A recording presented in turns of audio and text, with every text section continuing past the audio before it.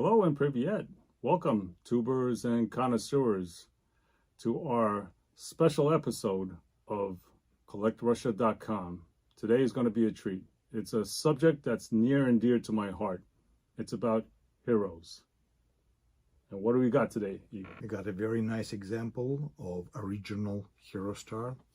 You don't see many of them these days.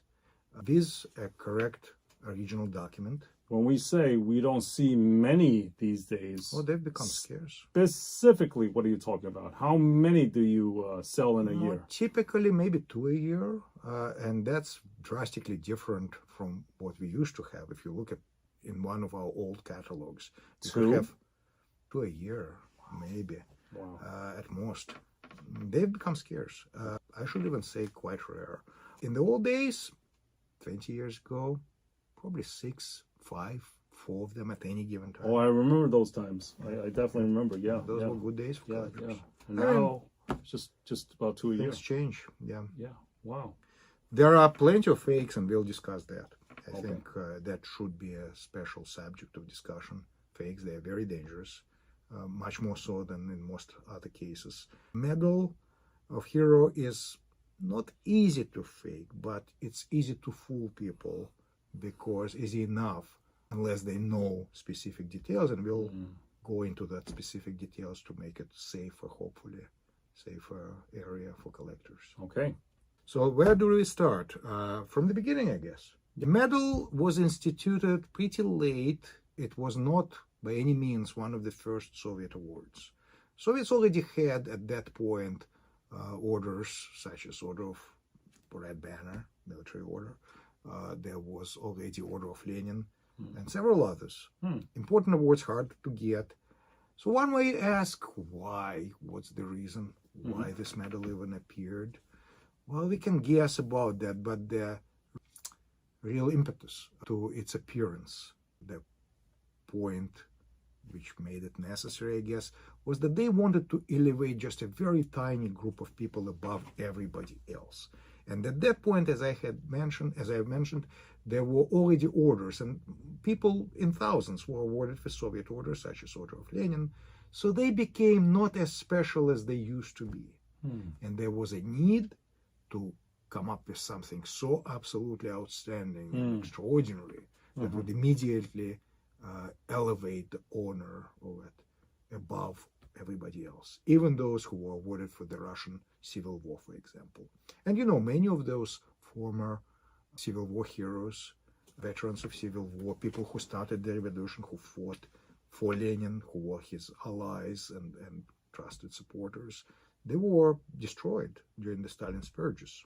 So now new generation of Soviet people came up, and they deserved much more trust from the authorities because many of them were completely brainwashed or at least pretended well enough.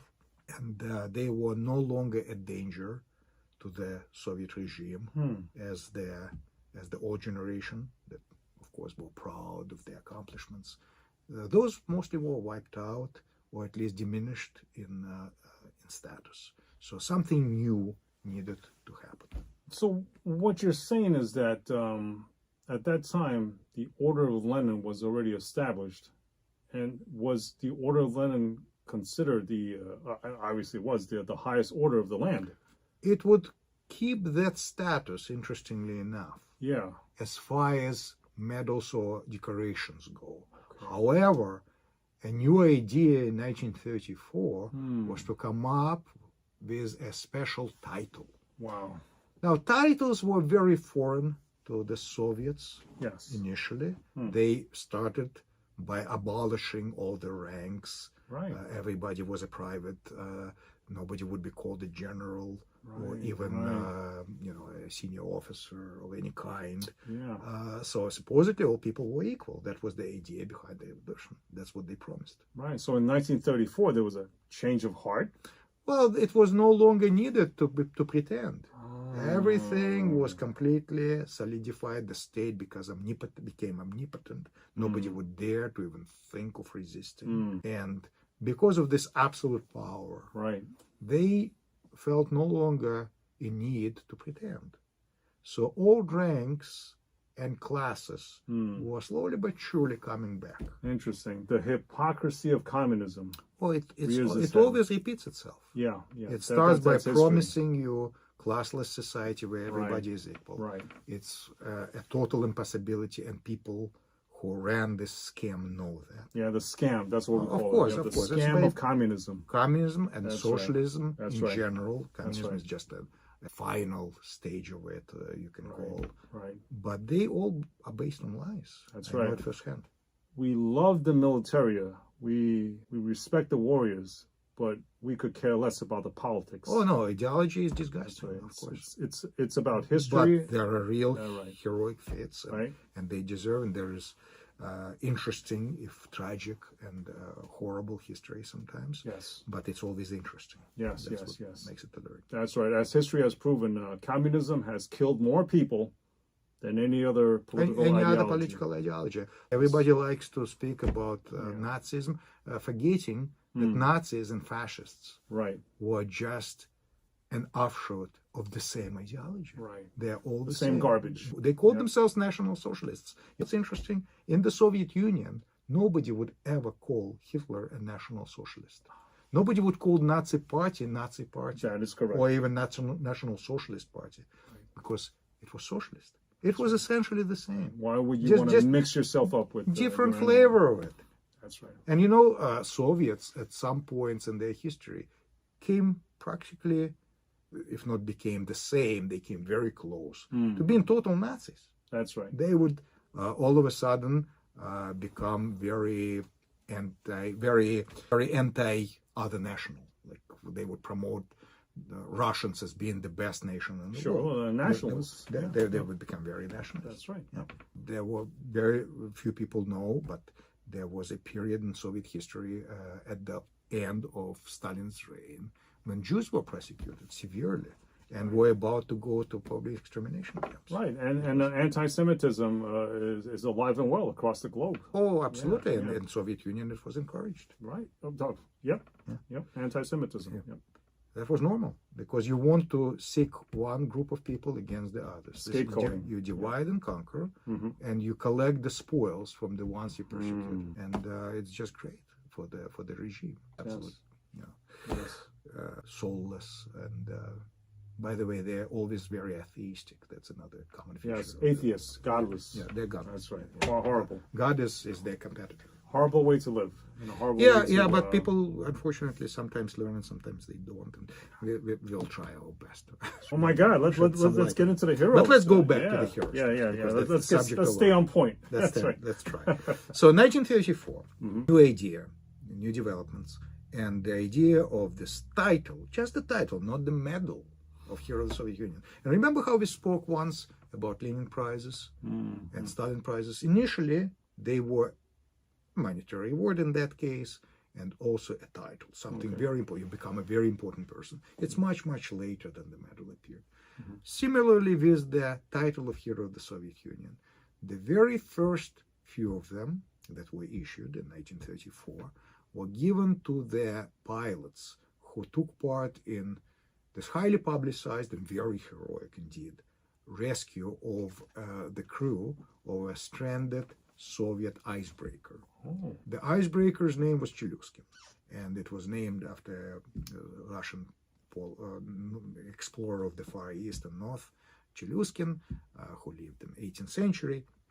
Long and short of it, the ship, by the way, was not built in the Soviet Union. Of course, it was built in Netherlands, as a matter of fact. But it was sold to the Soviet Union, possibly built on. It had reinforcement enough, so they thought, to fight through the ice floes. And the idea behind the voyage of Chelyuskin was to open the maritime route to the Far East. So it started its journey in Murmansk, and the port of destination was Vladivostok, Soviet Far East. It didn't make it. It came close. It didn't make it, however. And the whole journey was very highly publicized. There were some scientists, polar researchers on board. It wasn't just a merchant ship. It had a goal of researching the northern latitudes. It got stranded eventually and crashed by ice. The crew made it to the ice and made a camp. They were, however, in very precarious position because they had no supplies and no means of supporting themselves. Land was very far. Oh, wow. And they were practically doomed. What they did is they prepared an airfield.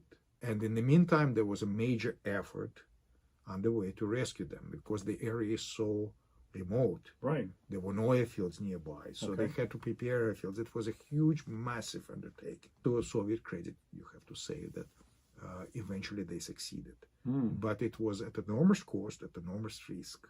And 8 pilots who eventually rescued practically the entire crew. I think only one person got lost. But out of 100 plus people that were aboard the ship, practically all got rescued. They had to prepare that airfield several times because it was the ice was moving and constantly breaking it. So whatever means they had, shovels and pickaxes, they used to prepare an extra field. It took, I think, 8 efforts, 8 tries to make it, and they made it. 8 heroes became instant sensation all over the Soviet Union. Again, you could say part of it was propaganda because Soviet Union was putting a major effort in preparing the military, and big part of it was preparing the Air Force pilots. So it became very fashionable for Soviet boys and girls in many cases to go to an air club, to take flying lessons, to take maybe parachute jumps. It was all over the Soviet Union. You could say fad, but generation of Soviet youth were really absolutely fascinated by they got caught up in the euphoria. And part of this campaign was to establish a separate special title that was awarded to these 8 heroes. Levanevsky, Lepedevsky. Look, in my town where I lived back in the Soviet days, right next to the street where I lived, there was Levanevsky Street. And almost every major Soviet city had Levanevsky had a street named after one, at least of those heroes. Right. And the average Soviet citizen understood their civics. They knew their history. Oh yeah, that part of it. They saw a street sign and they knew what the significance was. They might never knew about American Revolution really. That's right. And big other chunks of history were forbidden. That's right. But certainly they knew about Of course. Yeah, like for example, today, well, not today, but 100 years later, people are going to look at Black Lives Matter Street and say, they're going to ask themselves, what is that crap? Right. But anyway, not to digress, I'm not trying to get political here. Right. Yeah, talk about garbage. Not garbage, but politics. Politics. Yeah, that's right. Yeah. So anyway, the names were important. And then within the next year or two, a few other titles were bestowed. But again, because of the tiny number of people who received them, it was so exclusive that they were immediately elevated to the level of saints. No other award, albeit Order of Lenin, or Order of the Red Star, that was instituted by then, or Badge of Honor, none carried the same significance as the title of Hero of the Soviet Union. Right. You were so much above everybody else, you couldn't even compare. Few more titles were awarded over the following years. Again, pilots took a central stage, and among notable pilots who received the title within a couple of years after its institution were female pilots, a crew that made a journey aboard an airplane called Rodina, Motherland, that was aiming at establishing the record flight for women. So they tried to beat Amelia Earhart. I think they succeeded, actually. The length of flight was somewhere in 5,000 kilometers or 6,000 kilometers, which is a lot at that time for a all-female crew. And they flew through the wilderness. Unfortunately, they had to belly land eventually. So one of these pilots, one was Grizaduba, a very famous name, and another one was Raskova, one of the 3.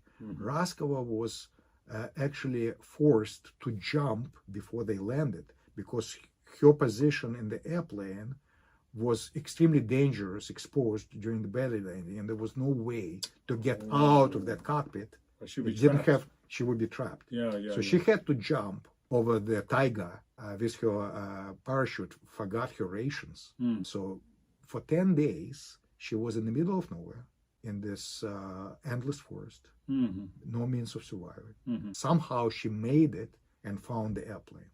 Wow. So she was made of different kind of stuff than most people today. The right stuff. Yeah. Later, much later, during the Second World War, Raskova was the one who organized female air corps, flying combat women, combatants, who formed three Air Force regiments, one of bombers, one of night bombers, the famous night witches that harassed Germans at night. The flimsy biplanes, dropping bombs everywhere. And the third one was a fighter regiment, believe it or not. Wow. Raskova herself was the chief organizer. She came up with the idea, approached Stalin. Very much like the idea. They did create the three regiments that fought very successfully. Especially famous one was the night witches.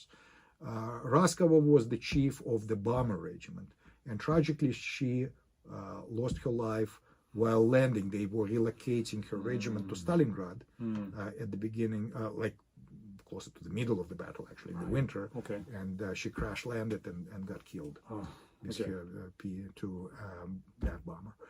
But she was absolutely a hero, without question. And that just goes to show what kind of people received the title of hero. Right. At least in those first days. And later on, there were more issued as Soviets got embroiled in the various military campaigns. In the late 1930s. Right. But once, I mean, not to divert from the subject, but much credit is due to the Soviet Union in the 30s for promoting women equality, so to speak. Oh yeah. They skills. They considered it a huge deal. And all this claim much credit to them. Women are equal to men. That was not true. Of course. No. But Yeah. But again, for all pretense, there was some very serious accomplishments. For anybody, regardless of their skill, they can step right up and achieve what they can achieve. That was male the idea. or female. That was the idea that they were trying to propagate. Much credit to them.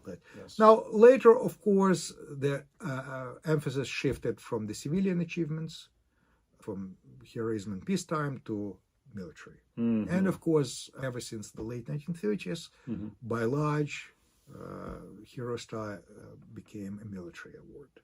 There were some 26 or so issued for the earlier Soviet conflict against the Japanese at Lake Hassan, then something like 70 plus issued for the Khalkhin, the first battle where Marshal Zhukov's star started to rise. Interesting. And then further 400 or so for the Winter War against Finland. So you can see how it developed. Gotcha. The evolution. And then lion's share, of course, came during the Second World War, specifically Patriotic. Gotcha. And became exclusively military heroes. Almost exclusively. There were about 11,500 issued for the military achievements, and some 12,500 in total. So only about 1,000.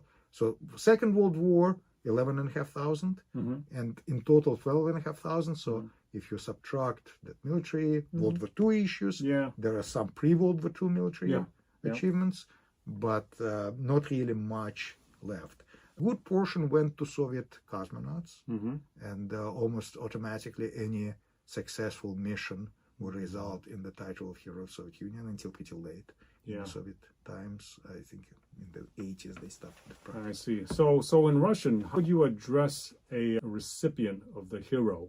Would you call him a winner, right? Like sometimes they would call him or her a hero of the Soviet. Yes. So when you came across a bearer of this special medal, how would you address him? You would still address him in a polite way, by comrade. I mean, yes, you would still say comrade. You would still say first and patronymic name, just like it is a polite way of addressing who is especially superior or older than you. Okay. Definitely somebody you don't know, a stranger. But without a doubt, every time that his name was mentioned, there would be addition. Hero of the Soviet Union, such and such. Gotcha. It wouldn't be just Joe Blosky. No, it would be Joe Blosky. A very special status. Hero of the Soviet Union. Very special status for Gotcha. So with that in mind, it would be interesting, I think, to our viewers to look at the real award that came with it. And the award was an afterthought, like in many other cases. First, they established the title of hero in 1934. There was a special document issued to heroes that came a bit later, a large certificate of dramatis of hero of the Soviet Union. Then later came the medal, special decoration. And interestingly, this medal was unlike any other. Technically, they never considered it the main award, even though the title was the highest title in the land.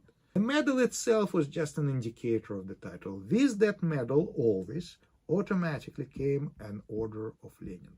Order of Lenin was technically the highest award, highest decoration. Medal was not. Medal was just a medal. But it, of course, had a special meaning to those who knew. There were also special regulations concerning wearing the award. If, for example, in case of Order of Lenin or any other decoration, lesser decoration, one could wear a ribbon in lieu of the actual decoration. Military men were supposed to wear actual medals in certain cases with their full dress uniform, but with service uniform, for example, you could wear ribbon bars instead. For the medal of Hero of the Soviet Union, there was no equivalent. There was no ribbon bar for that medal. That you were supposed to wear at all times. Supposed to wear the whole thing. Whole thing, regional thing at all times. Yes, yes. And this led a very interesting development as far as copies. No other decoration in the Soviet Union was allowed to be copied. It was strictly forbidden up to facing a criminal to copy any Soviet award, to make anything resembling a Soviet award, starting from the 30s. Medal of Hero was the only exception because of the fact that recipients had to wear it often. And it's made of very soft material. We'll get to that too.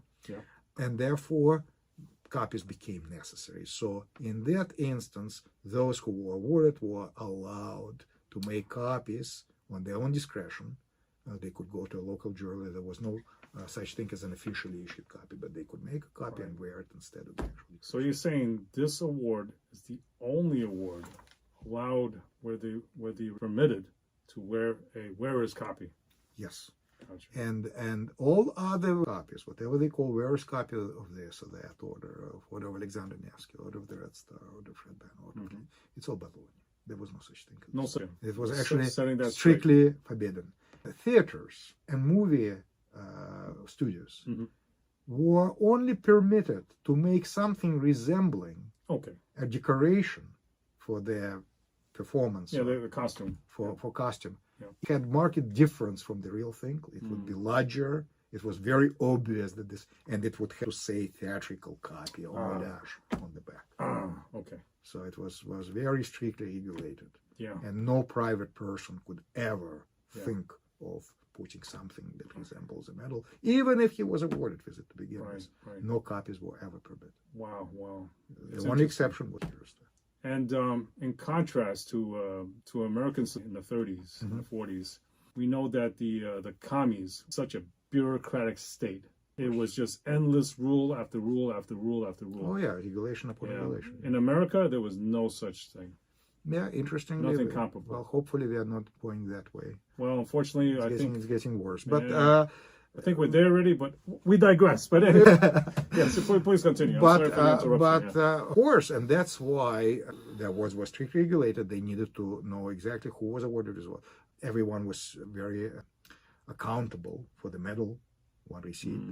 And of course, every important decoration had a serial number, and we will demonstrate it with the Hero Star that I have right here. Okay, all right. So yeah, let's start examining this fine piece that you have here. It will be my pleasure. Yeah. Okay. And here, just to illustrate what I was talking about, we have a wonderful example of a very typical Hero Star from the Great Patriotic War, Second World War. One of about 8,500 awarded for the Patriotic War. By the way, this number that I just gave you, 8,500, it may seem low because I mentioned before there were 11,500 titles issued. But many of those titles, about 3,000 in my estimate, were given posthumously, which means that the actual medal was never issued. The posthumous title meant that, yes, the person deceased now would receive special status in memory, but no medal would be given to his wife, his children, his next of kin, whoever it might be. There would, at some point, much later usually, a large document that could be given to a survivor, to a close family survivor, but even that was not always the case. But as far as the medal itself, the medal just never happened. So only those who were still alive at the point when they could arrive, usually to Kremlin, for the special award ceremony to receive their medal, only those who were still there could get the actual physical medal, physical decoration. And one of those pieces, what I especially like about this one and why it makes such a beautiful study example, because it's in wonderful condition. Unlike some other hero stars, this one was issued a bit after the war, even though it's for World War II. The award commendation, and I'll show you what I mean, was signed before the end of the war or right at the end of the war, and it took a while, sometimes it took a year or longer even, for the highest level of the government to consider the award and to take the decision, and then issue a special decree awarding this person with the title of hero. And because it took a while, it was after the war that this particular guy received the medal. He didn't wear it as much as some other people did, and therefore the medal is beautifully preserved. Excellent condition. It's in really fantastic condition. Beautiful. Stress for the Hero Star, and the material it's made of, believe it or not, it's a 23 karat gold. 23. It's a very 23 out of 24. Wow. So the purity is very high, but it also makes it a very soft metal. Most gold jewelry, as you probably know, is made of 14 karat gold. Some of it is made of 18 karat gold, and even that is quite softer than 14 karat. Now, when it gets to 23 karat, it's extremely soft. Any little ding will tell. Yeah. There will be scratches left here and there, and details can be lost very quickly, especially if you remember, they were supposed to be worn. It wasn't supposed to be sitting in the closet. Yes, fragile. And Western tradition, where medals are rarely worn, or where there's a substitute you could wear, miniatures in most cases. Right. Very Or few just people a ever ribbon. wear actual medals, or if they do, on very rare occasions. They do. Right. And the Soviet Union, it was different. They were supposed to wear the actual thing. There was no such Yes. thing as miniature. Yes. And even if people wore copies, still most of them were originals, and most of the medals for that reason are in pretty poor shape, pretty worn. That's commonplace. This one is preserved beautifully, and that's why. Exceptional. Yeah, and that's why we can study the little tiny details Yeah. that will explain how to make sure that the medal is original, not a fake. Fakes lack the details. Yes. Hopefully we'll shed some light on this, and I'll help collectors to understand the little tiny difference that are so important. Okay. Between fakes, high-end fakes especially, and original medals. Wow. As they say, devil is in details. Yes. Yes. Among those details that you need to pay attention to, of course, we'll get to size and weight. But one must remember, size and weight can be pretty easily copied, especially in this case, because this is just a single piece of metal. Unlike some other decorations where you have complexities, you have enamel work, you have medals made of different materials. For example, Order of Lenin is made of the same 23 karat gold, but it also has a platinum part and it has enamel work. Yes. And many decorations are gilded. Many are engraved individually by hand. This one is stamped. It has a stamped serial number. So it's relatively I shouldn't say easy to fake. It's practically impossible to fake it.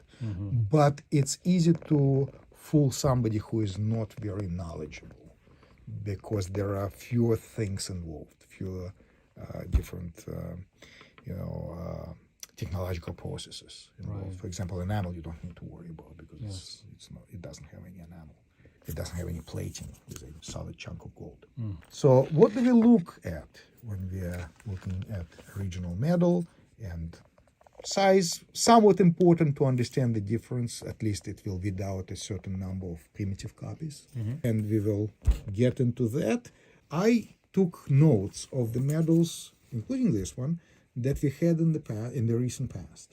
There's all the measurements, and I'll be happy to share it with our collectors. Size. Okay, let's start by checking out the size, the width, and the more reliable. We usually give 2 dimensions. We measure the medal, the height, including eyelet, and the width.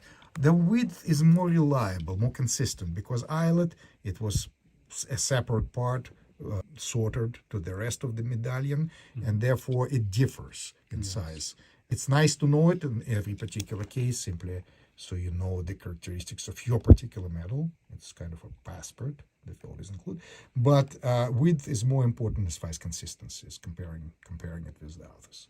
It's about 3.4 millimeters in width. I always round it to the first decimal, because the second digit is the hundredth is never reliable. Depending on how you turn it in the slightest way, you will never get a consistent reading.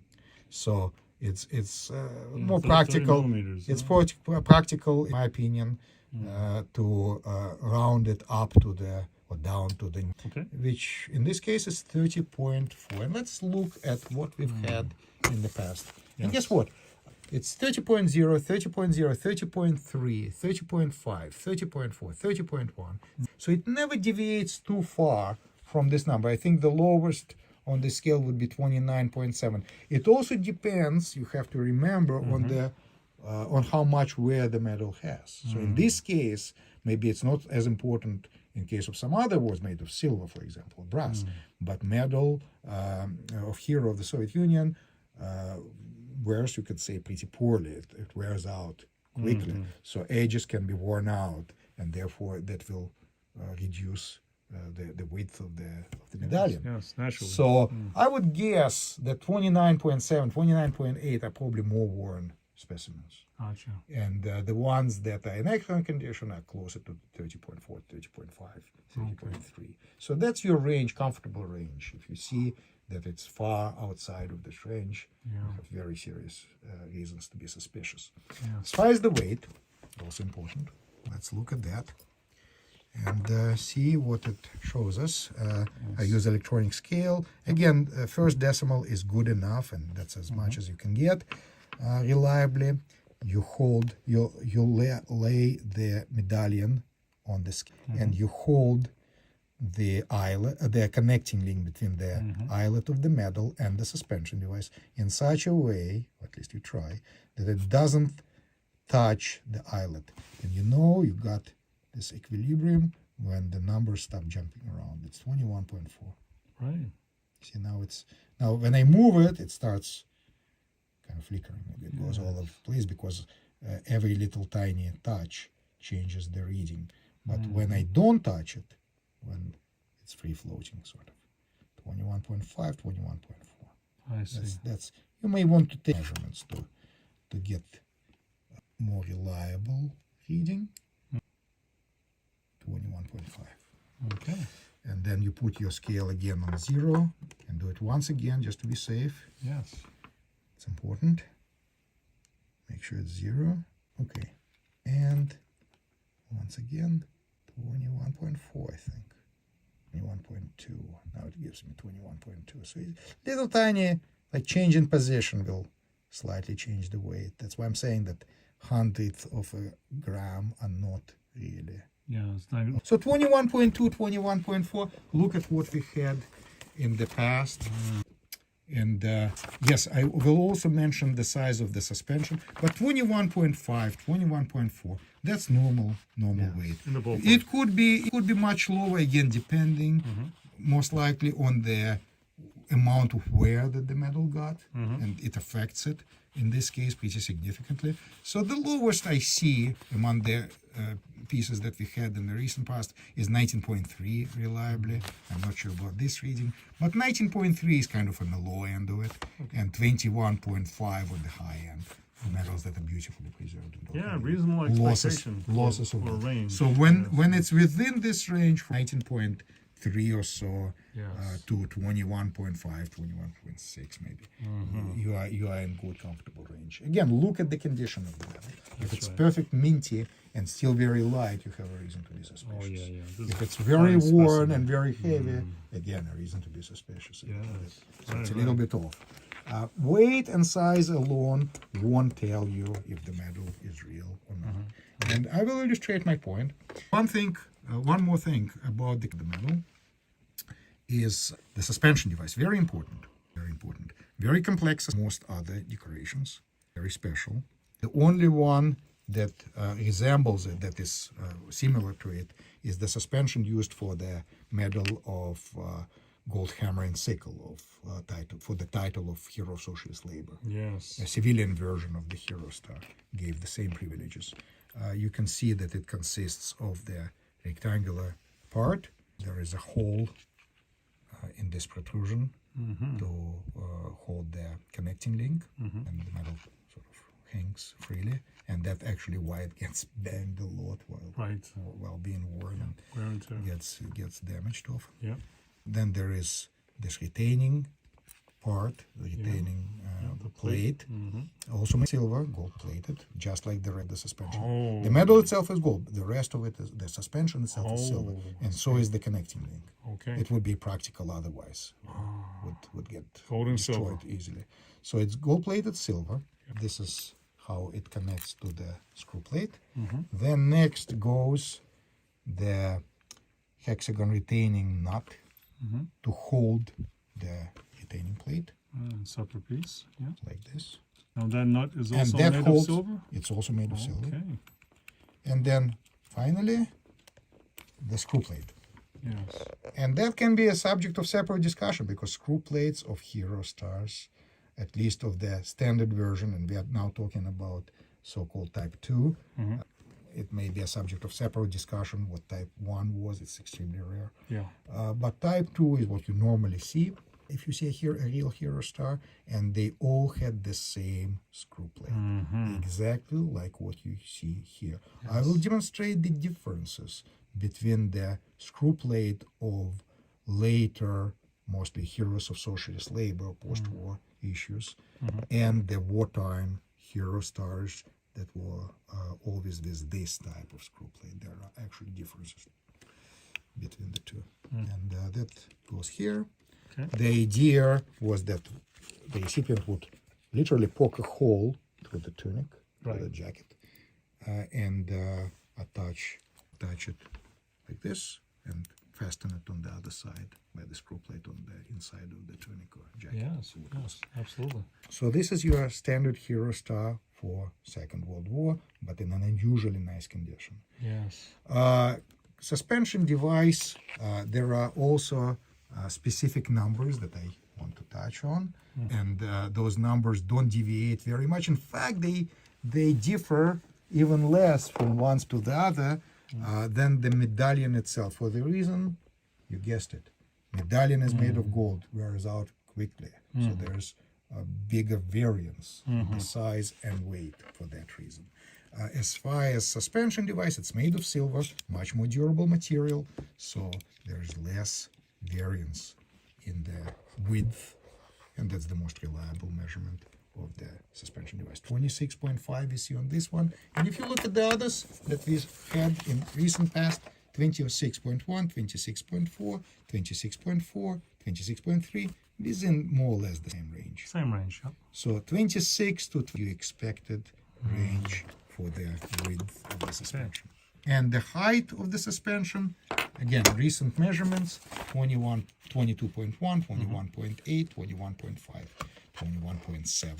In this particular range, 21.5 on the low end to 22 plus maybe 22.1 on the high range. Nice. So they don't deviate all that much.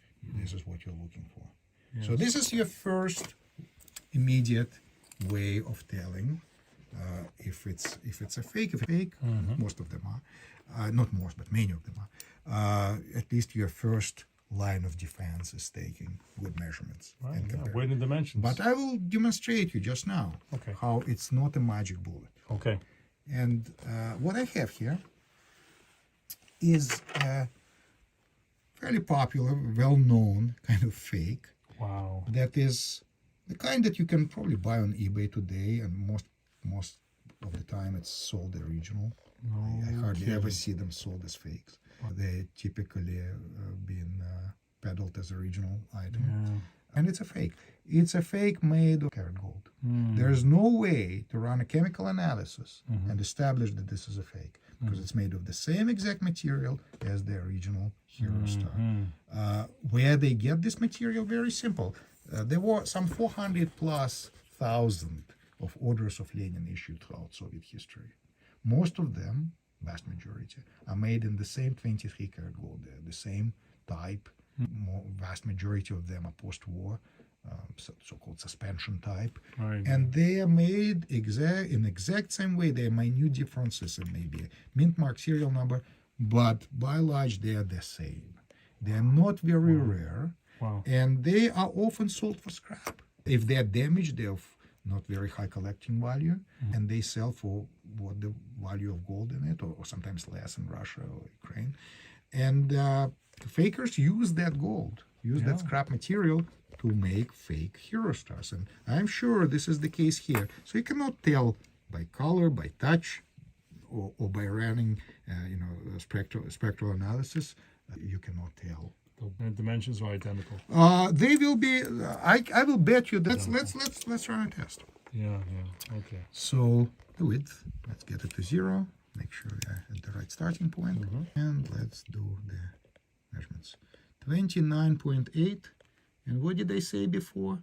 Yeah, easily within the correct range. We had the regionals that were 29.7. Right. Now this would raise some concerns for me, because I see that it's in really nice condition. Yes, there are some dings, but not much overall wear. You see how ridges are still very crisp. Okay. There are no many bangs. There are no typical rounded points. They're still sharp. This is where it gets worn. That's what we like to see. And gold gets lost. Yeah. Don't see that yet. It's kind of on the low side of the range. So that's somewhat of a concern, but not enough to tell with certainty that this is a fake. Okay. Let's wait. Okay. I'll see what the weight is. I can bet you it will be right within the range or very close. Okay, our magic trick. We're trying to stabilize it so the numbers don't jump. Hold on. And what do we have? Let's make it sure that it's a 0 here. 20.6. Let's look at our numbers. The weight. 20.6, 20.7. Totally normal. Wow, within range. Well within range. Gotcha. No way to tell by just measuring it. Yes. This medal is a fake. Yes. Suspension. Let's try the suspension. Suspensions could be a giveaway sometimes, just as far as the size. 26.9. Okay. Maybe a cause for concern. Look, Okay. 26.1, 26.4, 26.1. 4. Very consistent. Yeah. This is a little bigger than you would expect. Slightly larger than Slightly larger. But can you tell with absolute certainty that it's a fake? It's close enough. It's pretty close. Right. And this is just one example. What will it take them to make a better suspension? Correct. It's a little closer. So you have to look at other things Other factors. factors than just the weight and size. And I will go over these specific factors. Let's start with geometry. It's very difficult, as paradoxical as it may sound, to replicate the three-dimensional aspect of this medal. They can try as far as the size. They will have the correct weight, but there will be certain things in geometry of it that will be off. And one thing in particular that is almost, or I should say practically always the case with the fake medal, is they don't replicate the construction of the apex of the star. What I mean by that is, you see where the ridges of the star meet at a point? Yes. On the originals, they really don't. Take a close look at this medal here, which is the original, and see how 3 of the ridges meet, whereas the other 2 are slightly offset. If you take a photo straight from the top, Fascinating. you see the 3 of them, the upper 3, meet at one point, Yes. and the lower 2 meet at a different point. They're slightly off, skewed. So the top 3 meet, but then the bottom 2 meet at a different place. 2 meet at a different place. You see that there is a little dot, little gap in the center. Yeah. Okay. Yeah, nice close up there. Okay. Yes. Okay. And now Let's look at the copy. Yep. Get a little. Oh, I see. it's Wow. too damn perfect. It's not how it's supposed to be. interesting how the perfection of the fake is the giveaway. Yeah. And the original It does not have what they call idiosyncrasies is of original die, which never changed. wow. Yes. At least for this range of the medals. Now, Hero Stars were produced for a long time, and the very late ones are slightly different than the very early ones. But vast majority of them that are World War II issues are exactly like this one that I just showed you. Interesting. The Hero Star you're most likely to encounter are going to have the same exact characteristics. Yeah. Now let's flip it and look at the back. Let's look at the back. Again, a very sophisticated. We'll have the same kind of stippling. There are, to me, to a trained eye, you can tell that stippling here is a little bit more pronounced and exaggerated. It shouldn't be like this. Right. This one, but it's just a tiny, minute difference. There's, in many cases, for people who are not as experienced, maybe. Difference in a stippling. I've had hundreds of them pass through my hands, literally. I'm not bragging. Right. But this one has correct type of stippling. This one, it does not. But there is more. This is the wrong stippling right there. It's the wrong stippling. You see that it's kind of This is correct. more exaggerated on the fake. The font of the stamp, of the serial number stamp, it's slightly off. Again, very hard to tell. You have to compare it with many others, and they come very close. And on the very latest, very best fakes that are even better than this, Yeah. I've seen them matched to perfectly, practically perfectly. Yes. You can hardly tell that the Right. stamp is different, because that's something that with modern technology can be replicated. Yes. You can take a perfectly good photograph, photo of original number, copy your, they call poinçons, the stamping instruments to match exactly, and voila, you have the serial number that cannot be. Stippling is much harder. exaggerated. It's exaggerated. But there is more, and Okay. there are more definitive ways to tell. Okay. On most of the Hero Stars of the Patriotic War era, there are specific die flows, or again, idiosyncrasies or imperfections of the die that sort of developed with time. And there is a theory, at least, and I think it's true, that at least some of those were a result of cleaning of the die. So at the serial number of about 1700 or so, a very curious detail appears on all Hero Stars that follow. And what I'm talking about is the cross-hatching in the corner of the upper, if you look from the back, upper right arm of the star. Look at what you see in the very tip, at the very tip on the flat surface, on the flat portion of the arm, near the point. You will see this very peculiar cross-hatching pattern, like little wrinkles.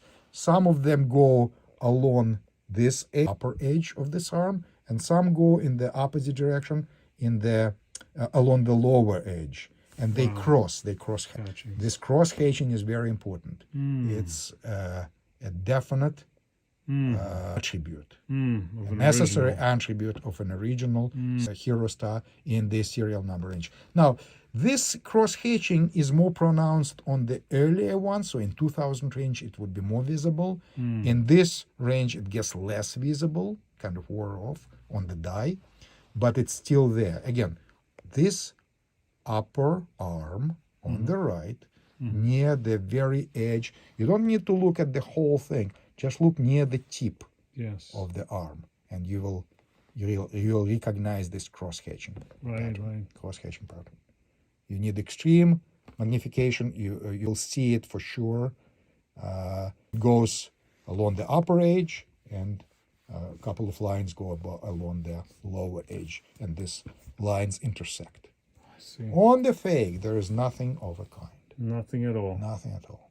Now, I've seen some modern fakes where they try to replicate it, but those lines are ridiculous. To a trained eye, immediately visible that they are made for a purpose. They're almost like scratches made with a nail. They're much more subtle on the real Dead things. giveaway. And they're raised. They're not channels. Yeah. They're not grooves. They're not scratches. They're actually raised above the surface. If you again take a very close look, you will see that they're slightly raised. So that's one definitive way of telling fakes from original. The other way is by looking at the lettering. And in general, lettering is very hard to replicate because it's three-dimensional. It's raised. And the tips of the letter CCCP, which stands for SSSR, USSR, Yes. CCCP, if you look at the lower ends of the letters, there are tiny extensions, and I don't know if you can see it in the photo, but there are tiny extensions of each letter that kind of run upwards. So the letter ends, the line that forms the letter ends at the bottom, right? That C, that curve, it ends. And then there is a tiny little line that runs from the left edge of this letter upwards. So it doesn't end where it's supposed to end. All three letters have this continuing line, slight, tiny, barely noticeable. I think you can see it on the middle one especially, that run upwards. On the fakes, you don't have anything of the kind, and in general, you start noticing wrong things like this ampersand or the tiny dash above the letter I. Heroi. It's the wrong shape usually. It's the wrong There shape. are some other differences between the original and the fake lettering. There's the Achilles heel of the fakers. Yeah. It's So very we hard got to the fake replicate. here. It's also another metal star. There you got You the compare- originals right here. Wow, what a difference. Wow. There are some other details that I deliberately won't go into, but this should give you enough ammunition in 99.9% of the cases to Enough tell- red flags. to There tell, we go. to tell definitively. There we go. Then suspension devices, very important. Typical fakes are made from scratch from beginning to end. In theory, they could use a suspension for for the Medal of Title of Hero Socialist Labor, but those are much cheaper, much less expensive than the Hero Stars, and they than the military Hero Stars, we could call them, and therefore it happens sometimes that they use suspension from the Hero Socialist Labor and fake medallion of a Hero Star. I've seen that happen, but in most instances, suspension is made from scratch. It's a fake, just like the rest of the medal, and you can see the differences already here.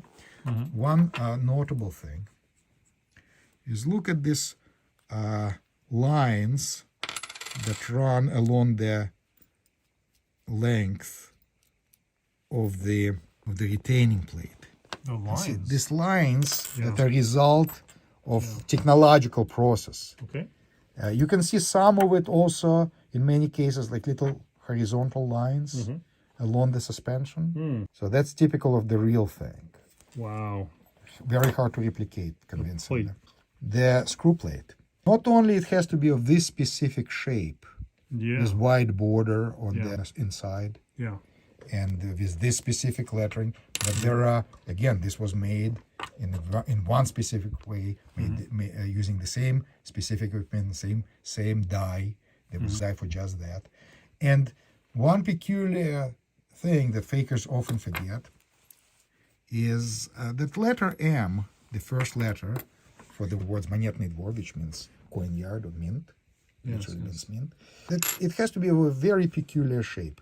There is you can say it a mint error almost, but this M has a central line. You see the lowest part of the M where it dips down inside the letter, right? The inner part of the letter. There are two vertical lines, and then there's like swallowtail going down, right? And the two little lines are meeting in the middle, right? In the center of the letter. There is a continuation, a tiny little line that goes even further down. It's not supposed to be there. It was kind of just happened by accident, but it's there. You never see this on the fakes. Wow. At least I haven't yet. Wow. I mean, it may happen eventually, but it's one of the giveaways. The shape of that little knobs that are made there, that are there to make it easier to use the screw plate, of very specific shape. You don't see it. Look at the fake, how They're kind of more precise almost, more rectangular. This one is of very irregular shape. Oh, they're very different. That's right. That's incredible. Yeah. Okay, so another giveaway. Yeah. The inside part of a fake. Mm-hmm. In many cases, it's plain like this. It's harder to replicate this shape. Wow. Or What a key difference. Yeah. or it can be just a suspension from a different metal, screw plate from a different metal. Screw plates are often lost, and it's not unusual to see one of the original even Hero Stars is a replacement screw plate, but later screw plates that came with the medal of Hero Socialist Labor that were typically issued after the war. Vast majority of them are post-war issues, or very late Hero Stars for that matter. But that would be exception, not a rule, and that would have a much higher serial number. They are made like this. Different shape of lettering entirely. Compare this M with the M on the early Hero Star. Different shape entirely. That's right. Different font. That's right. Yep. So this is your original, correct, World War II issue screw plate. And this one is a post-war screw plate. Perhaps for a Hero Star, most likely Hero Socialist Labor, but not original to Incredible. medal. Absolutely incredible. I mean, and this is an original piece. I'm not saying it's a fake. It's an original piece. It's just a much later issue. It's a post-war labor award, not a military award. oh, I see. Okay. And now the simplest cases of just plain fakes or copies for collectors, for uniform collectors, for example, for reenactors. This is what you normally see, made of brass, of course. Of course, weight is nowhere near and the size is off completely. The original is not brass. This one is actually, curiously enough, saying that it's a moulage, which in Russian means theatrical sort of copy. Oh, okay. It's a copy deliberately made as a copy, not to Okay. fool anybody. Right. One would assume that this was a theatrical copy made for theaters, for theatrical production. It's not so. This is just a copy. It's actually made to replicate a moulage from the or theatrical copy from the Soviet period, which would be rare in its own right. Some of the Soviet copies for theaters, for theatrical productions, were made not by original dyes, but by the original producer, by the mint. They would be typically made of non-precious metals, always, as far as I know. So if the real thing were made of gold, then would have be made of brass. Oh, for theater. Or it could be made of white metal. Typically of brass. And they're collectible and scarce in their own right. Yeah, yeah. Now this one is trying to imitate a copy. It's a copy trying to imitate Yes. a copy. Copy An of official copy. copy. Yeah, yeah. But it's not really an official copy. It was not made for any veteran. I mean, in theory, in the 1990s, or whenever it was made, or early 2000s, a veteran could get one of this. But in all likelihood, this is just for tourists or uniform collectors or somebody who wants to have an example without spending all the money Yes, yes. on the real thing. Makes sense. It's very far removed from the original. No way. Right. Won't fool him. I mean, it probably won't fool anybody who has any idea. Yeah.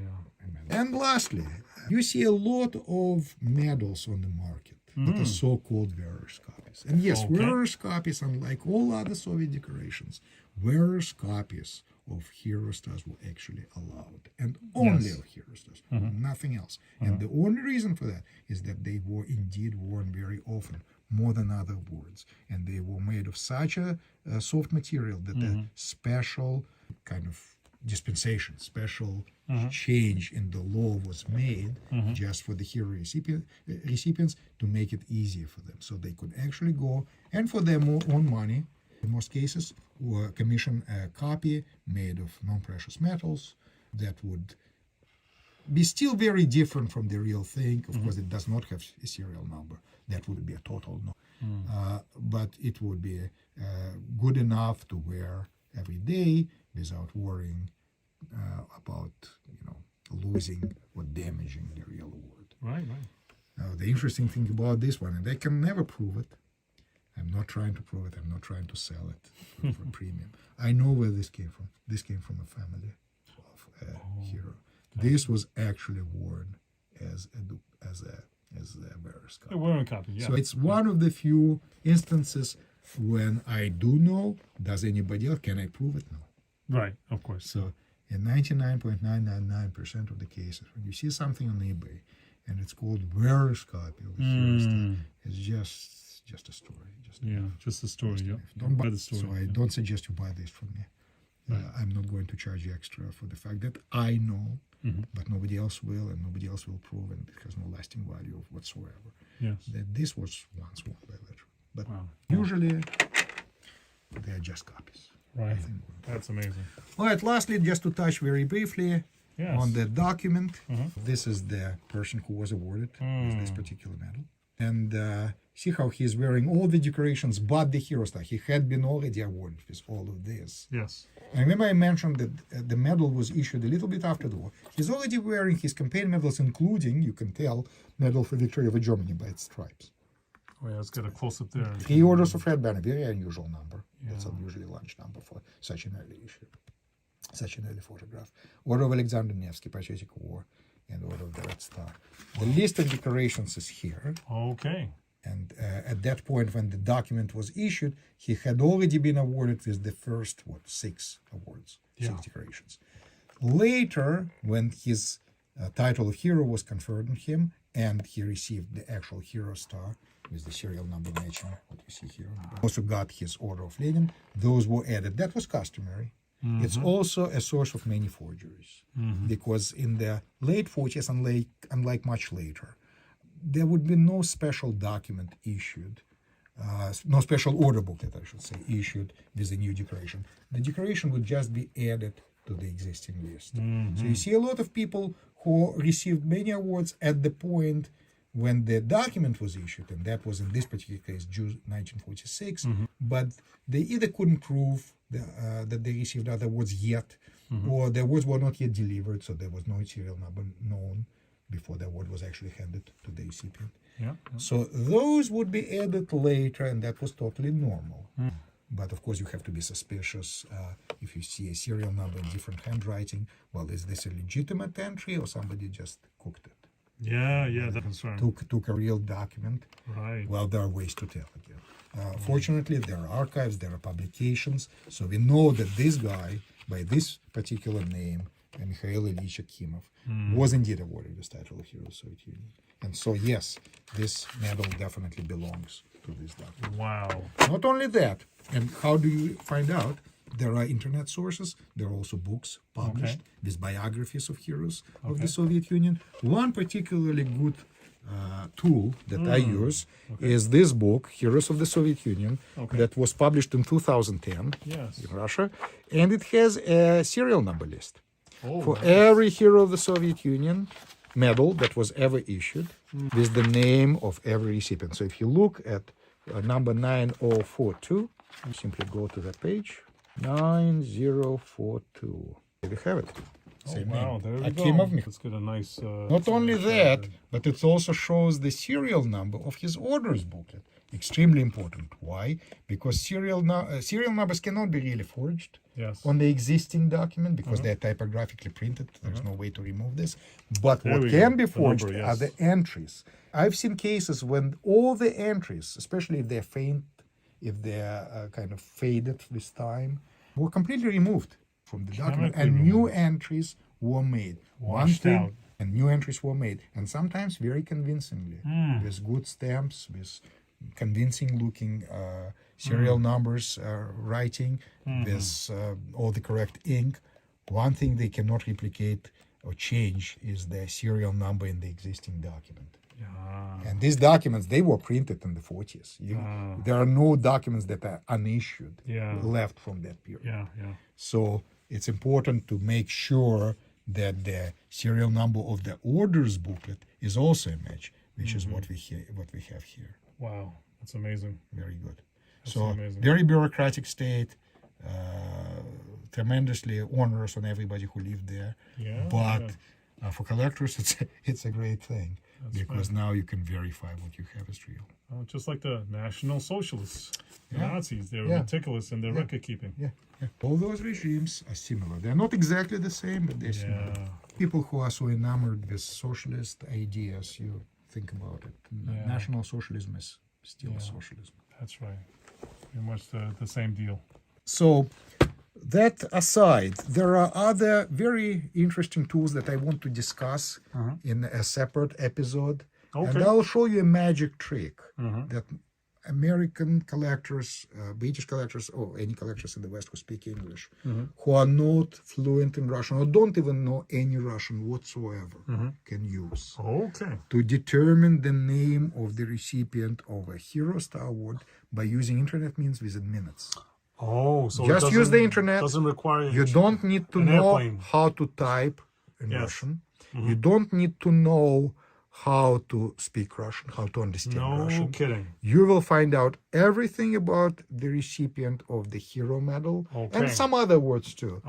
By simply looking at the serial number. Wow. And then using the simple tricks that I'll hopefully be able to. Looking forward to that episode. It's going to be an eye opener for me. There's no magic to it. It's just knowing what you're American collector. Yeah, exactly. Fellow patriots. Exactly. I'm interested in spreading knowledge. Yes. Because knowledge is power, and I love to speak with well-educated collectors. There you go. Yes. It's a much better audience. This is the whole point about this YouTube channel. So I think it helps the collectors. It also helps me. I think it's good for everybody. Oh yes, of course. Yeah, but the fakers, I guess. So that be told, let's look at what specific things this particular individual did. That's right. Case study of what it took to earn a Hero Stars. And you remember the very early ones were for extraordinary feats, sometimes in civilian life, like rescuing someone stuck in the polar ice. World War II Hero Stars, there were big groups, if I could call them that, awarded for specific type of thing. One of them, specific situations, was awards to pilots.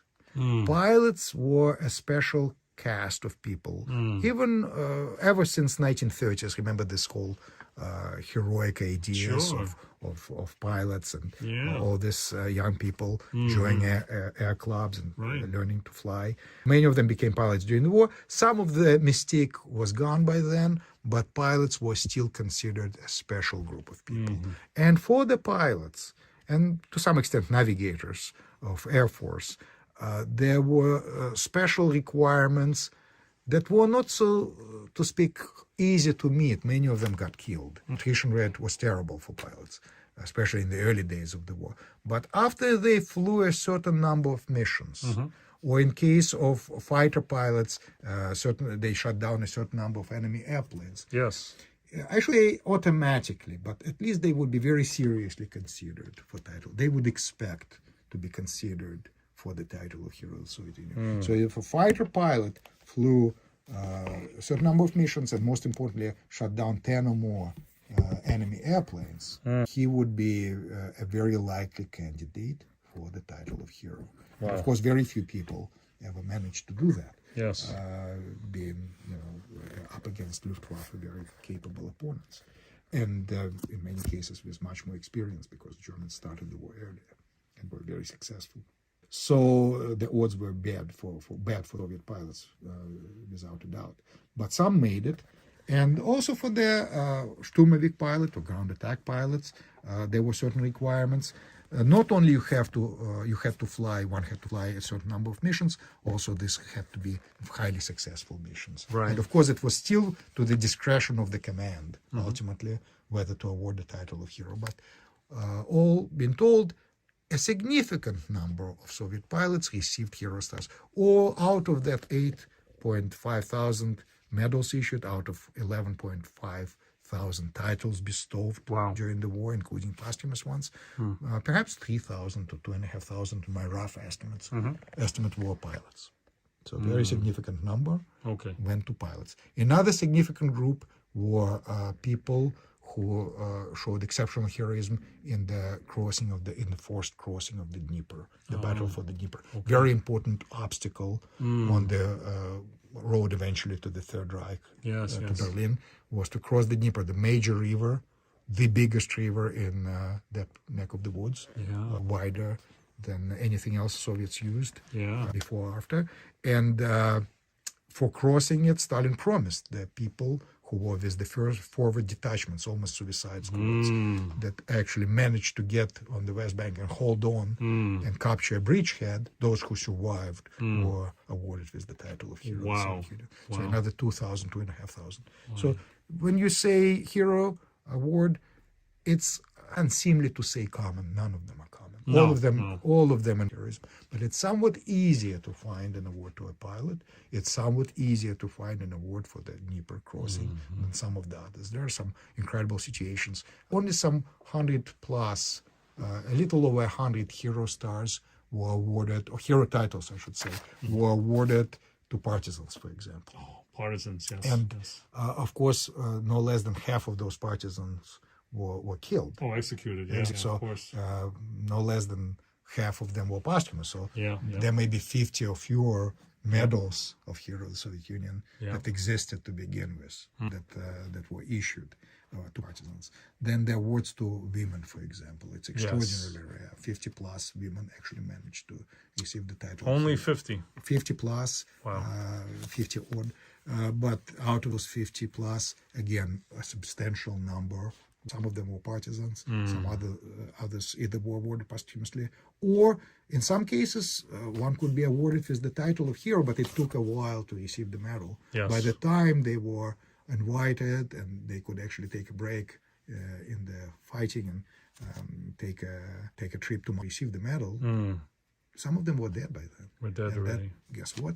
Meant that the medal was never issued. Oh, wow. Yeah. So some of them extraordinarily rare. We are not talking about the super rare case, but still involved tremendous heroism. So look at what he was at that point deputy commander of a squadron and chief navigator of a squadron. The chief navigator didn't mean that he was navigator; he was a pilot. But his responsibilities was also, among his responsibilities was leading a group of airplanes, his part of his squadron, to the target. That's what made him chief navigator. 451st Ground Attack Aviation Regiment. This is actually what we got from the archives, and anybody can do it. There is no magic trick. Again, I'll show how it's done, even if you don't read English, if you don't know how to type in Russian, there are ways to do it. But in the end, this is the title. This is commendation for the title. It says here, he is recommended for the title of Hero of the Soviet Union. Basic information about the recipient. Date of birth, 1918. Nationality, meaning ethnic background, Russian. If he is a member of the Communist Party, very important. 1941 is when he joined the Communist Party. Participant in the conflicts, including the Patriotic War. It says that he fought with the Voronezh and First Ukrainian Front. Now, Voronezh Front doesn't mean the area. Front in the Soviet usage, in this particular context, means a group of armies. It's an army group. Oh. So Soviet First Ukrainian, Second, yes, it roughly corresponds with geographical area. Yeah. But most importantly, it's an army group that received that name, and it was still First Belarusian Front when they stormed Berlin. They were no longer in Belarus. It was still First Ukrainian Front when they were taking Reichstag. But they were no longer in Ukraine, but they were still called that. Interesting.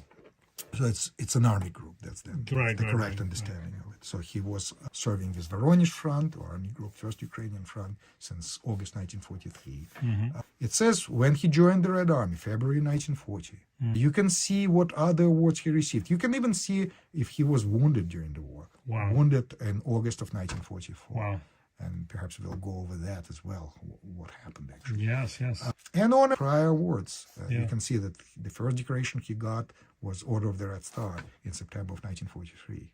And that was already an important award. Wow. Technically, the highest purely military award that the Soviet Union had was Order of the Red Banner. One wouldn't think that, because it's relatively common. Hundreds of thousands were issued in total. But for specific reasons, they kind of diluted it by making it a length of service decoration, starting from November of 1944. Up until that point, it was very hard to earn. And all this, even later on, it technically remained the highest military award, believe it. Just like Order of Lenin was the highest decoration, even for the title of Hero of the Soviet Union, it would accompany the Hero Star. Hero Star by itself was just a medal. Wow. I see. So let's read the commendation, if I may. At the front of the Patriotic War, he participated in fighting from August 1943. So even though he was in the military, he was probably on training roles, training other pilots to fly. For whatever reason, he only was sent to the front in August of 1943. And August 1943, guess what was happening? Tail end of the Battle of Kursk. Wow. And a major air battle, one of the most hardest fought and the toughest air battles of all time happened. It wasn't just the biggest tank battle. Yes, it was, the Germans were opposed, and Soviets, for the first time, you could say they were at least on par, or actually overwhelmed the Germans. And they were using now superior tactics. And this fellow in particular, if you notice what he was flying, it's a ground attack air regiment, the famous Il-2 Sturmovik. Ground attack airplane. Yes. The airplane was incredibly tough. It had armor protection. Yes. And did some tremendous damage to German panzer force, but especially to the infantry. Was deadly to infantry. Germans initially had some great success against the airplane because the early models only had one pilot and no other crew members, and they did not have any protection from the rear. So Germans simply would get them from behind and above, and airplanes were mostly sitting duck. So with all their toughness, they could not withstand any amount of damage. So many of them went down. New new models came up by the time of the Battle of Kursk, and now they had protection. They had a rear gunner, and they had also very good tactics. They would make a circle, and in that circle, repel attacks one after another, attacks of German Messerschmitts. Wow. So now they became a very tough airplane to shut down because they wouldn't go on their own or even in pairs. It would be usually a kind of carousel, circus. And they were extremely successful in repelling German advances against them. So Germans hated this airplane for a number of reasons. So it says that during the period of combat, of his participation in combat, he conducted combat missions. If you remember, American bomber pilot was expected to go home after what, KH-22, 20 missions, I think. Not 100. A lot earlier than that. Not 30. Definitely not 50. My God. Yep. Yes, 145. 145. He is a willful and fearless pilot. While conducting his while studying the airplane, and therefore he is fully capable of putting it to best use on the battlefield.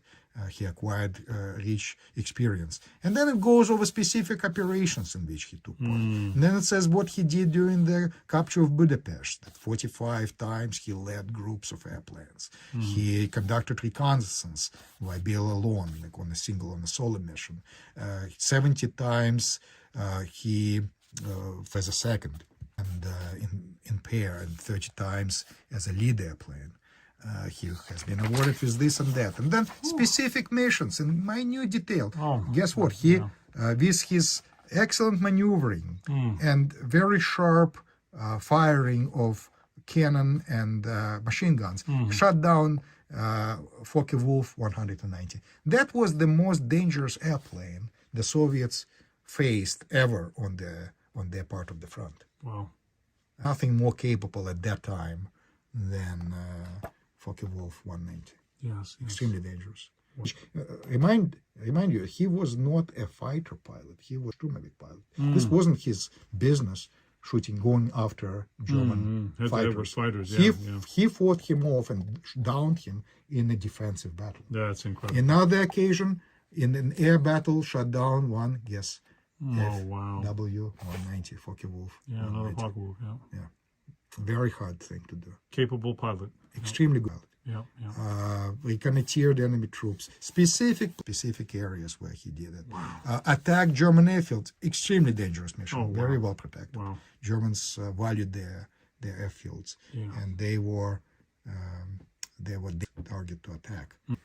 Skillfully maneuvered to avoid anti-aircraft fire and attack the airdrome with strafing it with cannon and machine gun fire.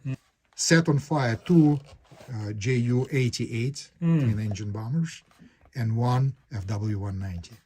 After his task was completed, he returned to his airfield and delivered very valuable information about enemy airfield in the vicinity of Kiev, by the way. Very lethal. Then on and on and on. There was one case, I believe, when he engaged the enemy in an air battle, his aircraft got damaged, he got wounded, and nevertheless managed to land the aircraft on his home airfield. Yeah. So extraordinary guy, and as a result, because of all of that, he has been, you can see the recommendation goes how many? 1, 2 full pages. Extensive. Then it's a recommendation of his regiment commander to award him. And you see the date, 2nd of February 1945, still during the war. Right. But it took number of months. It took several days for the chain of command, for military command to approve it every step of the way. Right. One commander after another had to approve until it was approved by commander of his air army. Then it went to the central government. Wow. And that took a much longer time. And eventually the decree was issued on May 1946. Wow. So full 1 year after the end of the war and over a year since the commendation was written. There wasn't any rubber stamping going on. No, serious process. They vetted every possible recipient. Yeah, they treated it seriously. Extremely seriously. Extensive citation. Because it was an enormous one. It came with numerous privileges for life. Wow. Oh, yes. But it was very hard to earn. Yes. And very few earned it. Very few actually made it. Yeah, considering the size of the conflict, millions of people in the Soviet military, in some cases hundreds of thousands of awards bestowed. Order of the Red Star, not an easy award to get, contrary to popular opinion. Up until at least 1944, late 44, never given for length of service. Later it was. But even up to that point, maybe close to 1 million issued. Okay. And then a couple of million more for length of service primarily. Order of the Red Banner, hundreds of thousands of issues. Order of Lenin, hundreds of thousands of issues, including civilian. But of title of hero throughout the entire history of the Soviet Union, just 12,500 titles. Right. Stars, actual medals. Right. And one last tidbit to put this into perspective, why it's rare. That Medal of Hero of the Soviet Union, just like many other Soviet decorations, was supposed to be returned to the state. Supposed to be returned of the recipient. I see. It was a greedy state. They did not want gold and silver and pence unless there was a very good reason for it. Okay. So if you were a survivor, next of kin, son of a hero of the Soviet Union who died in, say, 1965 or 1960, you were supposed to return his hero Supposed star. to return it. Some people kind of played games and pretended they don't know where it is, but there was significant pressure, especially on the higher level if somebody was prominent enough, a general, for example. Yes, there was no way to sneak out of it. Family would return the medal. Gotcha. That law was eventually repealed in the 70s. But up until that point, any hero, any deceased hero's Hero Star, actual medal, in most returned to the state. Wow. Guess what happened with those medals afterwards? Melted down? Exactly. No kidding. Few of them ended up in museums. That's a tiny minority. No How kidding. many museums are out there? Wow. And museums probably already had a Hero Star 205. So the rest of them melted down for scrap. So what They in the no world? longer exist. Yeah. So what? Right. That's right. So how many are Actually in existence? Excellent question. I wish I had a good answer. Yeah, in my hard to very say. rough estimate, and just by analyzing the dates of death of the recipients, and you can, by the way, use this book for that same purpose. There is a second part of the book that says when the recipient died and how he died. I see. Okay, and you can see like 79, 74, 79, 68. Now, if he died in 68, his Hero Star, chances are, no longer exists. Gotcha. 49, almost for sure, doesn't exist any longer. 1944, posthumous award, forget about it. Yeah. It was never issued in the first place. See, blanks It's now, remember the first list was by the serial number. Second part of the book is alphabetical list of names, of last names. And you can see that some are blank, and quite a few actually are blank. There's no serial number. Why? The serial number doesn't exist because the medal in the first place. Yes, that's right. Just 41, the title, 44. Right? Just the title was issued, never a medal. But even if you look at the issued pieces, when the recipient died, yes, some of them lived to 2000s, 2006, or 1999, but many died much earlier. 72. In all likelihood, the medal does not exist anymore. Wow. 1973, very high chance doesn't exist. And on and on and on. Some were persecuted. That's also a factor. Persecuted. Some, if you were persecution. not necessarily political, No? if you were criminally persecuted. Okay, you committed a crime. If you were convicted of a crime, by law, all the decorations were taken away. They were There revoked. were no, and there were quite a number of Any kind of crime? any kind of shoplifting? crime that would end you in jail for sure. Oh, okay. That would soil your reputation. Yeah. And you were no longer worthy of being, an owner of a decoration. Wow, so bearer that's of a how it could be decoration. lost. Yes, and again, those medals confiscated by the state. Yeah, What happened next? They went to no museum, of course. Yeah, They were disgraced. Yeah. They would be melted Yes, down. yes. So that's a pretty substantial number. How many? It's a very rough estimate off the top of my head, but I would say maybe 6,000 at most still exist. That's it. That's it. 6,000. And out of that 6,000, well, keep counting. Some are in museums, never going to be let out. Right. Some are in family hands. Yes, yes. They don't feel the need Yes, to yes. sell such an important award to Yes. one of their ancestors. This is family history to many, Right. still very much valued. Incredible. So on the market, the fraction Right. of the actual total number. So this number, 12,500, it's quoted in most books, Oh, no. is an imaginary number when That it is, comes to the it's medal. an exaggeration. It's a huge exaggeration. It's unrealistic. So maybe a third is Yes. actually out there available Yes. to collectors. Who Yes. knows how many, but a fraction. I mean, judging by your experience, like you said, you encounter only about 2 a year. Nowadays, now there was a period in Nowadays, time yeah. when we 5 had or 6. far more of them. Back. Yeah, If you roll back in time, and Republican Yeah. and so forth, and I can quote you some of the prices that Yes. that we got for them. Yes. Go back now. This one here, because it's with a document. Yes.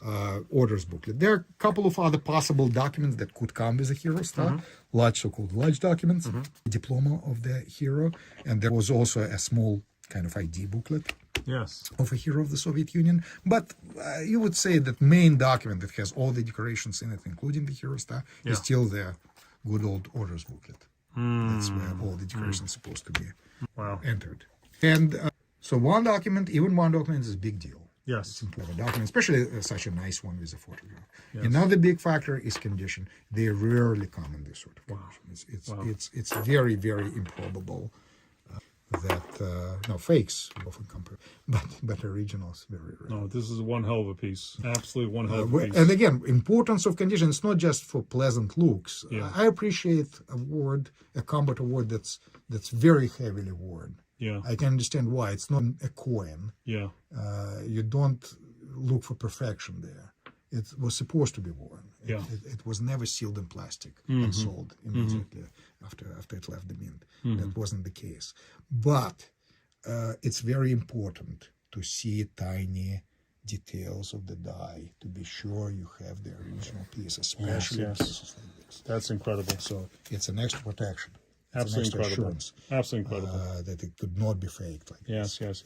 Going back to prices, 2023 one less than a year ago sold for $11,000, so close, just by itself. Okay. In 2020, in not so perfect condition, in fair condition, I would say, but to a tanker, which is very unusual. Most tankers didn't live to be awarded to with a hero star. They had terrible attrition rate. Oh boy. 8,000.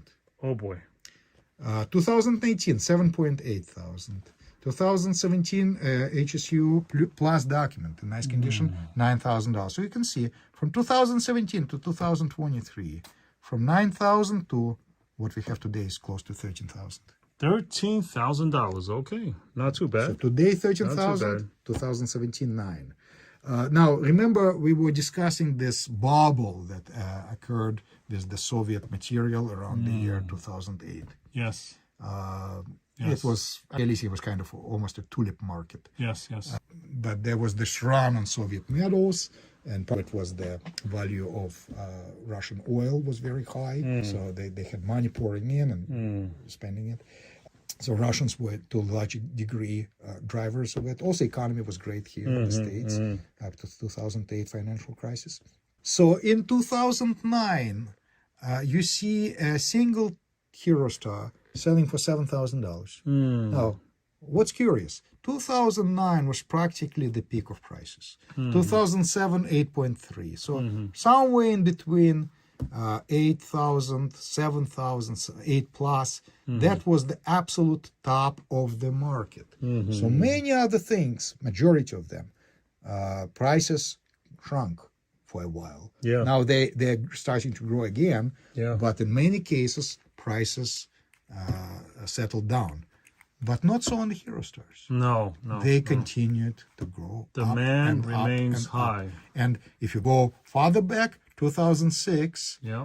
plus one with a document, not so perfect a condition, 4,000 serial number, right? In the middle of World War II range. 5,500. 5,500 versus one in admittedly better condition, but we are talking 13 versus Look at the 5.5. appreciation. Yeah. And again, I'm not trying to convince anybody No. to use this as an investment. That would be plain stupid No. and probably like borderline disrespectful. But if you enjoy this hobby, you may expect at some point, and I'm not making any predictions. Yes. I'm not an advisor, Yes. not finance guy, but in my experience, yes, people who bought and held on to their medals Oh, yes. actually got a good return. Yes. Well, they surely won't lose. And just to put touch on this discussion about prices, these are our catalogs from years ago, either before the internet age or right after we started with the website. 2002. It was very tiny at that time, and internet, not everybody was using the internet. Yes. Like today, it was a novelty at that time. Sure. So even though we already advertised our website, you can see Yeah. November 2002, we're still publishing a catalog. And this one happens to be from November 2000. Incredible. That's right after, pretty soon after that we stopped. Yeah. The catalog didn't make sense anymore on the website. But let's look at the Hero Stars that we had. You asked how many we would have at any single moment. Well, let's count. One, That's right. Let's count them. 1, Yep. 2, 3, 4, 5, 6, 7, 8, 9, 10, 10. Wow. Most okay. of them is paperwork. Wow. 2002. Had a 10 in your catalog. Golden time. And look what they were selling for. Yeah, let's look at prices. Yeah, around a single 2,000, Hero Star, 3,000. depending. Oh yeah, of course, fighter ace. Oh, fighter. Not just a pilot, but Oh, a fighter jeez, ace. okay. Boy, that's pretty Top of the rare. line. Pretty Yeah. rare and very desirable. $29.70. Under $3,000. Oh, No less than the Certificate of Authenticity by Paul McDaniel. Oh. You know Paul McDaniel, who published the book, The Bible of Soviet Paul Collecting, which, by the way, Yeah. is something I very highly recommend to this day. The Okay. book is now, it was published in the 90s, so it's now well over 20 years old. Well, it's And out, it's still out of very production. valid. Oh, yeah, it's long out of Yeah. print, and it's a rarity. Now you have to pay hundreds of dollars, literally, I mean- for a copy in nice condition. For a second-hand If you copy. find a copy, what could you expect to Grab pay? it. We're It's talking still about very valid. For 300, English-speaking 500. collectors, Yeah. it's not the ultimate source Mm-hmm. of information. There are, of course, the science went on, Right. and more variations and more details were discussed. Yeah. But for beginner especially, or even intermediate collector, or even advanced collector in most cases, this is indispensable. Absolutely, try and get this book. Wow. When you can. And I'm not trying to convince you to buy one. I don't think we have one in stock right now. But occasionally we get them. But try and find it on Amazon maybe, or Oh, eBay boy. or other places. Yeah. And this is something that you can certainly buy from eBay. Okay, that's not bad for me. Here's another one. To a combat engineer, again, the certificate of stop doing their certificates, but it's nice to have it. 7 out of 10 condition for a Hero Star, not Okay, bad. not bad, not $1,700. Okay. Another one to a Jewish recipient, a bomber pilot. Oh, nice. $2,500. Wow. Another one in nice condition and with a hero's ID, with a small certificate. So a document similar in format to this, but specifically with the hero title, $2,200. Okay. So you can compare this with this. This is a fair comparison. So let me ask you, so piece here, this piece, what would that be? Oh, certainly more than... What would that command let's nowadays? look at the condition. Yeah. Destroyed 5 on the ground, 551 shot down, 15, and even for an ace, it's unusual. Oh, God. It's an unusually high number. Outstanding condition, 8 out of 10. I would say easily 14,000 or so. 14? Yeah. Oh, probably, easily 14. I would Okay. say. Okay, yeah. Yeah. Maybe Amazing. 15 even. Sure. So 5 times the price Yeah, of yeah. 2002. 2 decades, 5 times. Yeah. We'll go farther back in time. If you have time. That's amazing. No pen.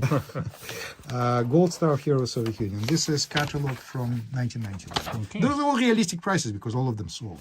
Oh, yeah. 6531 serial number, 1950. Oh, wow. Wow. Pretty well within second range. Yeah. Issued in June, in April, I'm sorry, of 1945, right before the end of the war. And here's the price for you. And this is not a typical situation, not the most common case, rather. This fellow didn't receive it for, and he was actually a major general already at that point. Oh, So wow. he commanded a rifle division. So it's not a common case, crossing the Dnieper, not just a pilot. And again, when I say just any of them required enormous heroism, but it's a less common situation, and it's just under $2,000. So a perfectly good hero star. So, Another one, 1999 was very affordable. under 2,700 because it comes with a small certificate. Okay. Another one with 2 documents, orders booklet just like this one, and large certificate for $2,900. Wow. So, jump change. Jump change, of course. Of course. And lastly, excuse me, 2 more, sorry.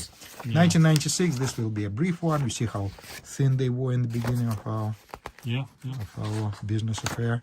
But there were still a couple of hero stars, Gold Star Hero Soviet Union, pretty low serial number, 3,100, with a main order, with order booklet. Yeah. Wow. Just in contrast, 2 decades ago, a Knight's Cross would command about $5,000, and What is it today? and then nowadays, it's roughly about, I would say about 12 grand. 12 Oh, no, yeah, $12,000, 12 grand. Yes, it's a No, we can see that it's accelerating at a higher pace.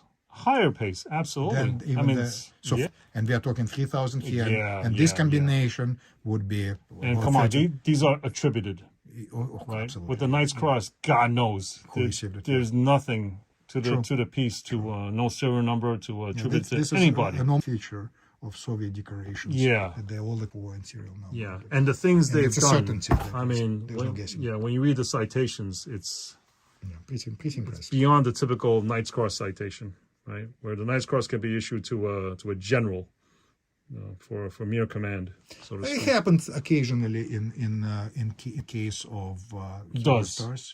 Okay, Yes. okay. Yes. And there were some ridiculous situations, like a person who found Hitler's body and determined that this is not Hitler and nobody else. He got a hero star. Just for finding, Brezhnev got a whole number of them. But of course, just he was Yes. a leader. And that was Well, enough. it's the nature of the corruption of the communist system. Exactly. Yeah. Of course, Wow. they always play favorites, and of course, the Gale always the genius of all times. Phenomenal. Yes. Until the human time nature. he is dead and he's denounced. It's the not corrupt been the nature of the communist system. Yeah. That is amazing. Wow. Well, Igor, this is just one tremendous episode. Absolutely Thank tremendous. you. It was helpful, Yeah, it absolutely is. especially with fake detecting. All right. So, without much to go further, we know what's coming up on future episodes. Let's just take a break and stay tuned. Maybe, Maybe something. maybe enjoy some after Lecture lecture refreshment. All right. So, all right. Then just take a break. and let's see what's out there. Yes, because my arms are rubbery now from holding the camera. to make it a little easier. Okay. Very good. Very good. On that note, Yes. to the next step. That's right. My God, Igor, that was one intense lecture on the Hero Star. I mean, what? Well, it's the holy grail for the Soviet collector to own a Hero Star. I hope you found it interesting. Oh, it's beyond interesting. But once you have a Hero Star, that's it. Well, what else do you need? Let me think. How about a nice glass of French wine? Wait a minute. Okay. Maybe You got a point there. possibly, Yeah, that's right. yeah, Yeah, okay, that's okay. kind So, of all right, rings the okay. bell. You got me there. Let Yeah, no. me see. Man does not live on Hero Stars alone. Yes. That's right. That's right. That's right. You go into your secret wine compartment. Yes. And what the heck? Okay. You may like it. It's different. Okay. Okay. And this is a Burgundy wine. Okay. Remember in one of the previous episodes, we spoke about Three Musketeers? Yes. Yes. And the guy, D'Artagnan, who was the kind of unofficial leader of them. Remember, he was from Gascony, which is just south of Bordeaux. South of Bordeaux. Yes. So, of course, he liked his, knew it well. Okay. And he also very well was versed in local wines, such as Medallion, for sure. But guess what was his favorite wine? No. This one right The here. Three Musketeers, like Burgundy, almost got poisoned by it too. Okay. Anyway, but yeah. I see. So anyway, getting back from the Three Musketeers, Yes. Yes. Dumas story. Yes. This is certainly a good wine. It's from Côte, but the main body of Burgundy, where they produce most of the wine, Wow. and most famous ones too. Okay. The northernmost part of it is called So Côte is like a coast, right? Côte. No, Côte is slopes. Oh, slopes. I'm sorry. Slopes. Slopes. Slopes of Nuit. Yes. Yes. If you pronounce it in English, it's Côtes de Nuit Saint-Georges Nuit, is it's- one of the main. I see. And this particular one I know very well because we were at the winery. And the guy, one of the principals, he let us try all different kinds of wines. This came straight Different from France. areas. This one I brought with me. Like Right. we had a company that takes care of it, Yes. Yes. import it. You mentioned a company that specializes Yeah. in importing the wine from over there. So you would visit France, pick out all the wines you want to Yes, ship over, yes. and he would take care of it. They would take care of it. It's a serious big company. Yes, yes. And once again, there is no back label, as you Oh, mentioned. as a, from as a past, matter of fact. right? Look, right? look. That's how you know this is the real this is deal. all real deal. It's just this one was never imported through normal sources. Oh my lord! There's one company I will recommend very much. I love these people. They're fantastic. And they're called Burgundy Discovery. I get no commission from them. I'm a customer. Got you. Okay, you're not I getting just paid love- off. I don't get paid off, nothing. Burgundy. Burgundy Discovery. You Discovery. go online, you go Burgundy Discovery, and they take care, they look for nice wines, they look for bargains.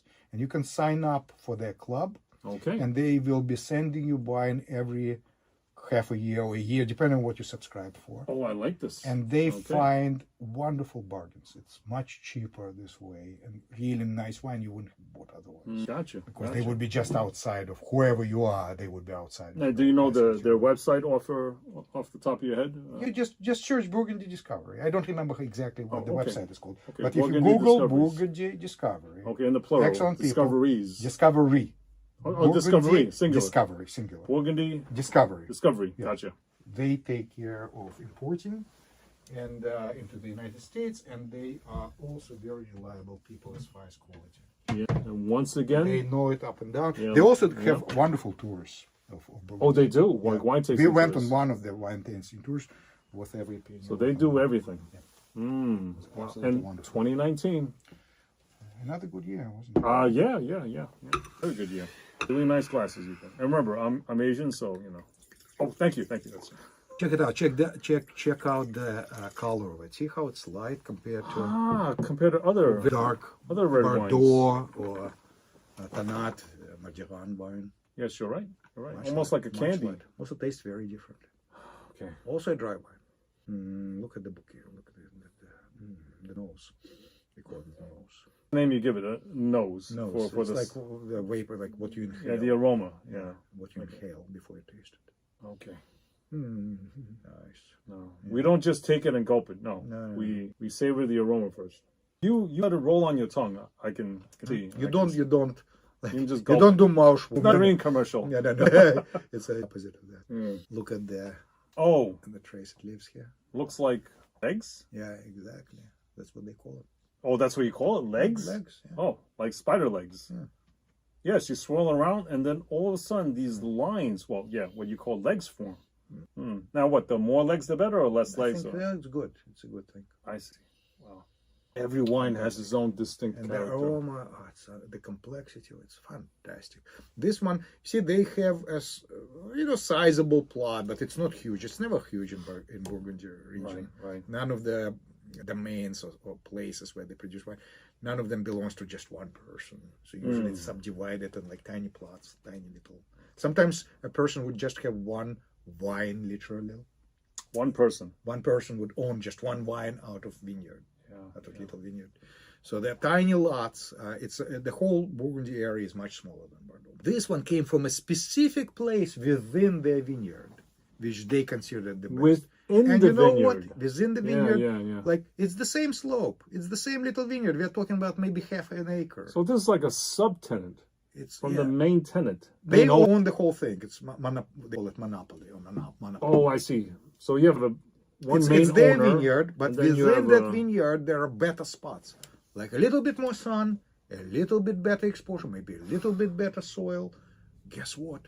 There is a difference. Yes, I tried. It's not bullshit. And as we recall from what you're saying, it's like drainage, right? Yeah, like little tiny differences in whatever it is. Right. Needless to say, make a noticeable difference. Yeah, because these areas, these vineyards are massive. The territory is massive, but there are big differences between wines that are sometimes neighbor each other. Interesting. Wow, this is fantastic. Igor, this is a hero of the wine, so to speak. No, hero of the wine would be like there are areas. Okay, there. Bosnia Romani, we were at their vineyard. Didn't drink their wine, of course. You're not supposed to touch any of the grapes, but you can come close. You can come to the edge of the vineyard. Generally, the wines there, they start at maybe $2,000, $3,000 a bottle. Some of them you cannot buy unless you buy them in an auction, bidding against other buyers, or you buy them in a set. Like they sell you several things. These $2,000 bottles. Bosnia Romani. This is just probably the best wine in the world. Like just made a few years ago. We're not talking about. It doesn't matter when it doesn't matter when it may be not ready for drinking. And they're selling for they're that still much. Thousands of dollars. That much. Wow. Yeah. Oh, wow. Yeah. Wow. Now, what would this go for? I mean, go with. What's the pairing, so to speak? I will say steak. Steak, yeah. That will do it. And some of the finest steaks you can grill on your own. Because I witnessed how you grilled. I just buy a good cut of meat, thick. It's the cut that counts, right? Yeah. I think so. And what kind of grill? What kind of setup here? Ideally, you would want charcoal grill. Ideally is charcoal. Old school. Probably, but I don't have time for that because it takes a lot of preparation, a lot of work. I just didn't have time. So I cheat and I use gas grill. Okay, gas grill. But it's open gas. One thing I learned early enough, you don't want gas, natural propane tanks. You want natural gas connected to your house if you can do it. Oh, that's like from your natural gas source, you connect to your grill, the house. And this way you will never run out of gas. Gotcha. Because every once in a while a disaster would happen. I would be cooking and I forgot middle grilling. Yeah, and I forgot to prepare an extra tank and oops. Gotcha. So just like the Boy Scout motto, be prepared. Yeah. Yep. And never better prepared than to always have a supply. Absolutely. Wow. And once again, like I said, it just never. You like it? Oh, it's so glad. Because I like it because every wine is different. Yeah. And everyone has its own like qualities, right? It's like women, right? Yeah. You know, I mean, or I won't go into it, but yeah. Oh, like flowers. Flowers, yes. You have you have daffodils, you have roses, you have daisies, right? They're all each pretty. has its place. Yeah, they're all pretty. Yes. You know, as one of my favorite authors said, there are no homely women. There are no homely Some women. of them are just more beautiful than others. No. And they all deserve loving. Yeah, if it's a decent wine, it's a decent wine. It is decent, yes. Somebody for everybody. It's good for you too. Yeah, well, there's a wine for everybody. Yeah. It's good for you. Yeah, whatever you prefer. That's right. Well, but these musketeers, I have to say, they knew. Boy, they hit it on the head. Yeah. Yeah. God bless the three amigos. I mean, the three musketeers. Yes. Oh, thank you again, Igor. Thank you again. You're so welcome. Yes. Cheers. As they say in Japan, something kampai, whatever. Yes. Whatever. Anyway. Konnichiwa or something. Yes. Yes. Oishi. Wow. Okay. Yes. To all warriors, past and present. Yeah. Let's drink that. Das vidanya. Cheers. Cheers. Igor, you're my hero.